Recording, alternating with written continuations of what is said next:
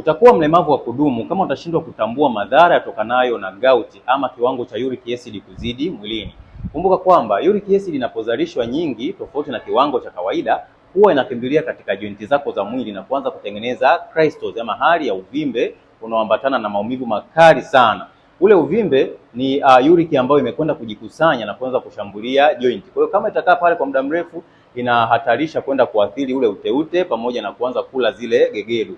Hali hiyo ni rahisi sana kupelekea osteoarthritis ama hali ya kusagika viungo vyako katika jointi husika. Na mwisho wa siku kama utashindwa kudhibiti, itafika katika kiwango cha degeneration ama kutengeneza osteophytes, kwa maana maotea kuzunguka jointi husika, na mwisho wa siku kufanya uwe mlemavu au kukulazimisha kwenda kufanya upasuaji mkubwa ambao at the end of the day sio gharama tu ambayo utakwenda kuitumia, lakini hata uwezekano wa kurejea katika movement kama kawaida itakuwa ni ngumu sana. Ndio maana umuhimu mkubwa wa kufanya vipimo, lakini kuanza programu ya matibabu mapema kabla uric acid haijamaliza jointi zako za mwili. Kama ni wewe ambao unasumbuliwa na hii changamoto, namba yangu iko profile, hakikisha unanipigia simu moja kwa moja ili niweze kukupatia suluhisho la kudumu na uweze kuondokana na hiyo changamoto.